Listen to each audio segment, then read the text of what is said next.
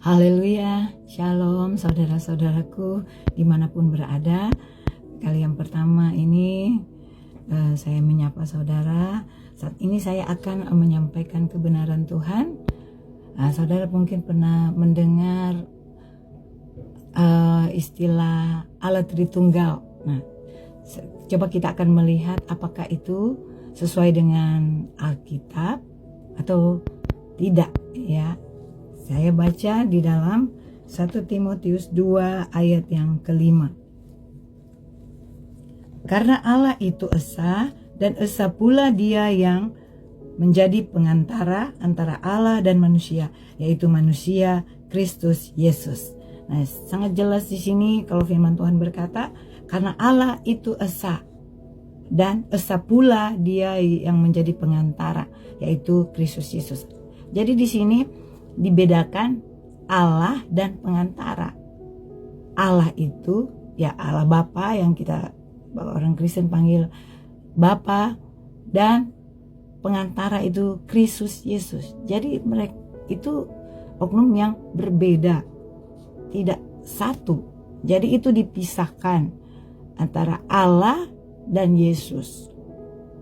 Jadi Allah itu esa dan pengantara juga itu esa. Tidak dikatakan Allah dan Yesus itu esa, tetapi Allah itu esa dan pengantara yaitu Kristus Yesus itu esa. Nah, kalau kita melihat di Yohanes 17 ayat yang ketiga, inilah hidup yang kekal itu, yaitu bahwa mereka mengenal Engkau satu-satunya Allah yang benar dan mengenal Yesus Kristus yang telah Engkau utus.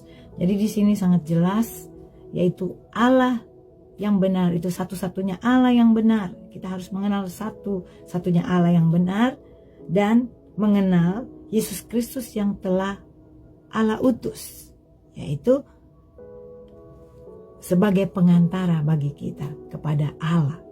Jadi Allah punya inisiatif untuk mendamaikan kita dengan Allah, yaitu Dia mengirim anaknya, yaitu Yesus Kristus sebagai pengantara.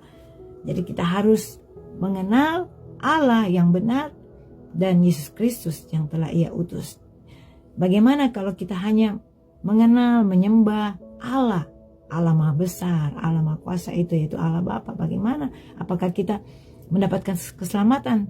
Cukupkah hanya menyembah Allah? Kalau kita baca di sini, kita menerima hidup yang kekal kalau kita mengenal Yesus Kristus yang telah Allah utus. Jadi harus percaya kepada Yesus supaya kita menerima hidup yang kekal. Kalau kita tidak percaya Yesus yang Allah utus, tentunya kita tidak menerima hidup yang kekal. Kalau dalam Yohanes 3 ayat 16 berkata, karena begitu besar kasih Allah akan dunia ini, sehingga Ia mengaruniakan anaknya yang tunggal, supaya barang siapa yang percaya kepadanya tidak binasa, melainkan beroleh hidup yang kekal. Jadi harus percaya kepada Yesus Kristus, karena Allah telah mengutusnya untuk menyelamatkan kita manusia berdosa, ya, lewat kematiannya di kayu salib, menyelamatkan kita, menghapus segala dosa-dosa. Ketika kita mau percaya kepada Dia, kita mau terima Yesus Kristus, kita mau menerima, percaya, mengikuti Yesus Kristus, kita diselamatkan, kita memiliki hidup yang kekal. Karena di dalam Yohanes 14 ayat 6 berkata, Yesus berkata, akulah jalan dan kebenaran dan hidup. Tidak ada seorang pun yang datang kepada Bapa kalau tidak melalui aku. Jadi hanya melalui Yesus Kristus. Hanya melalui Yesus, menerima Yesus, percaya kepada Yesus, kita menerima hidup yang kekal. Kita memiliki sorga, itu kerajaan Allah. Kita bisa ketemu dengan Bapa di sorga kalau kita menerima Yesus Kristus. Jadi jangan menolak Yesus Kristus, tapi terimalah Yesus Kristus, percayalah kepada Yesus Kristus, karena Dialah yang diutus oleh Allah untuk menyelamatkan kita manusia yang berdosa. Kalau di ayat kalau kita baca dalam Matius 16, itu menjelaskan siapakah Yesus. Ayat yang mulai 14, ada yang berkata Yesus adalah Yohanes Pembaptis, ada pula yang mengatakan dia Elia, ada pula yang mengatakan Yeremia. Lalu Yesus bertanya kepada murid-muridnya, kepada mereka, tetapi apa katamu, siapakah aku ini? Maka jawab Simon Petrus, engkau adalah Mesias, anak Allah yang hidup.